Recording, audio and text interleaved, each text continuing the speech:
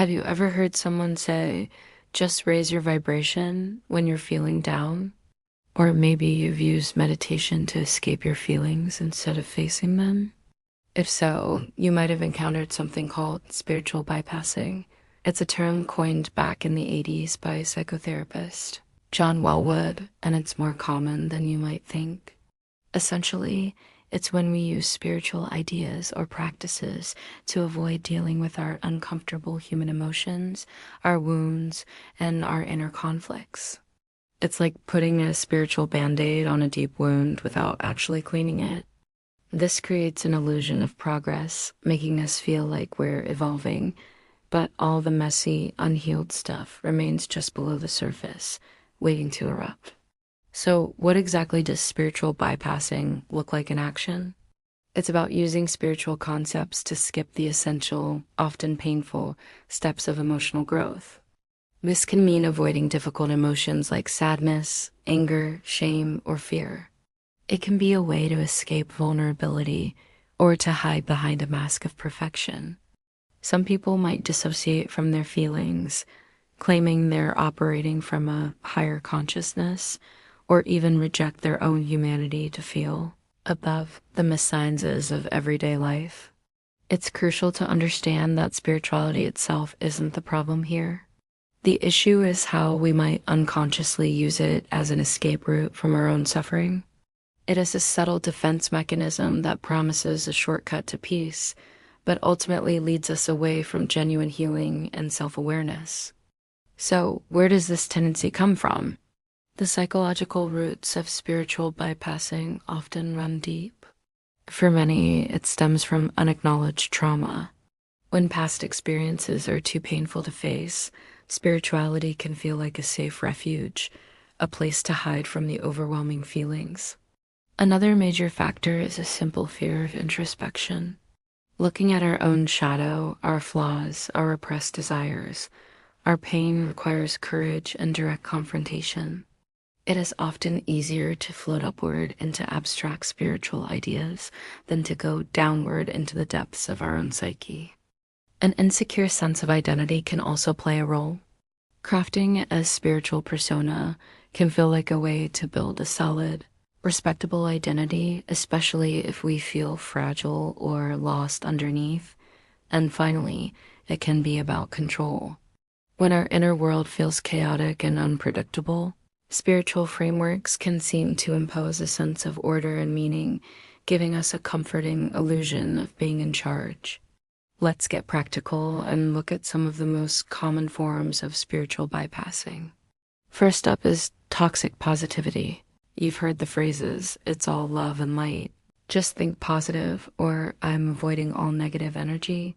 While well-intentioned, this approach denies the reality of pain, and ironically, denying pain only gives it more power in the long run. Another form is dissociation through meditation.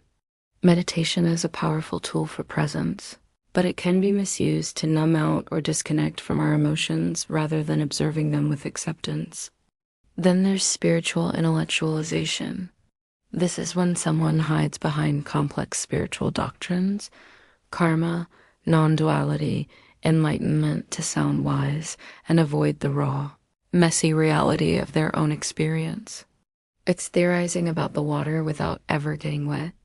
We also see spiritual moralism, where people believe they're more evolved or purer than others.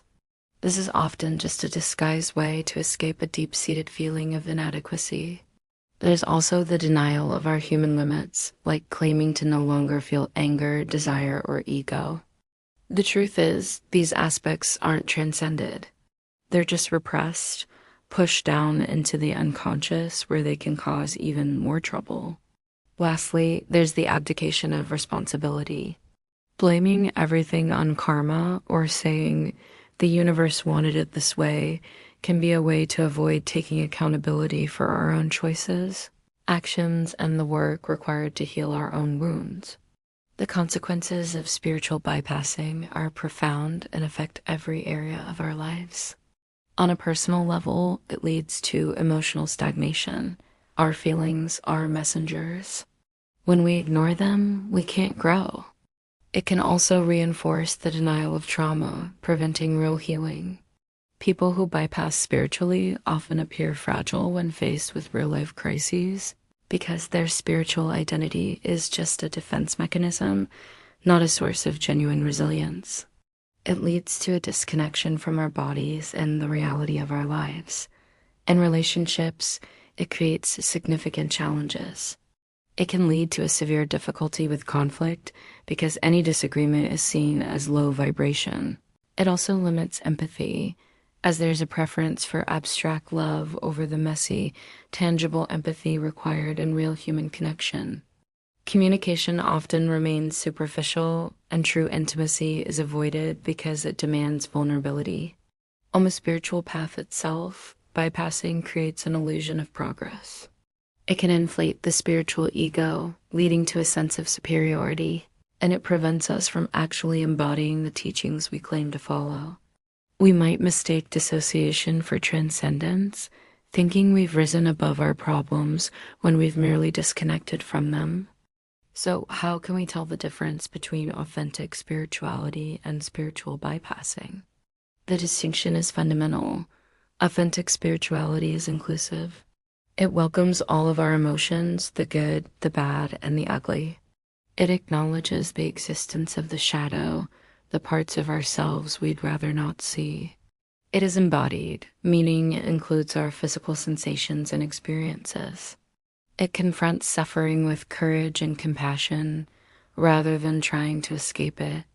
And most importantly, it remains humble. It recognizes that being spiritual doesn't make us perfect. Spiritual bypassing, on the other hand, does the opposite. It avoids difficult emotions, denies the shadow, escapes into abstract ideas and concepts, flees from suffering, and ultimately flatters the ego. Here's the key difference. Authentic spirituality transforms you from the inside out. Spiritual bypassing simply disconnects you from yourself and the world. It is the difference between walking through the fire and just talking about it from a safe distance. The natural antidote to spiritual bypassing is something called shadow work. This concept, popularized by Carl Jung, is all about exploring the disowned parts of ourselves. It's an invitation to bravely look at the aspects of our personality we've rejected, the childhood wounds we've buried, the hidden desires we're ashamed of, the emotions we've repressed, and the destructive patterns we keep repeating.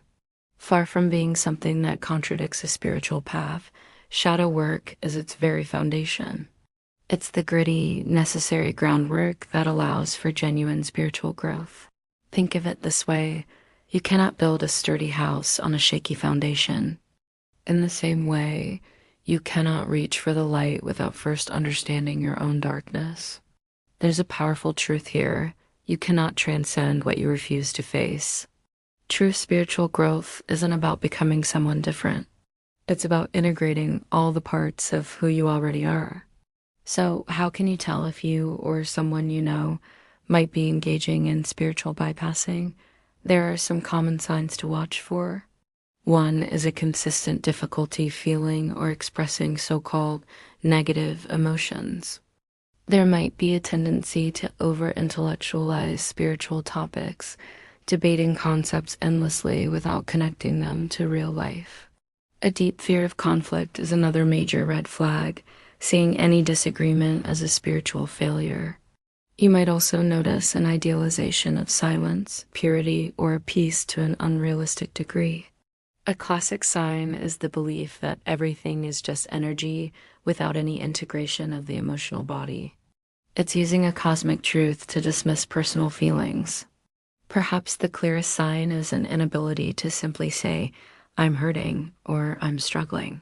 Instead, there might be a tendency to escape into mystical experiences or altered states to avoid dealing with reality.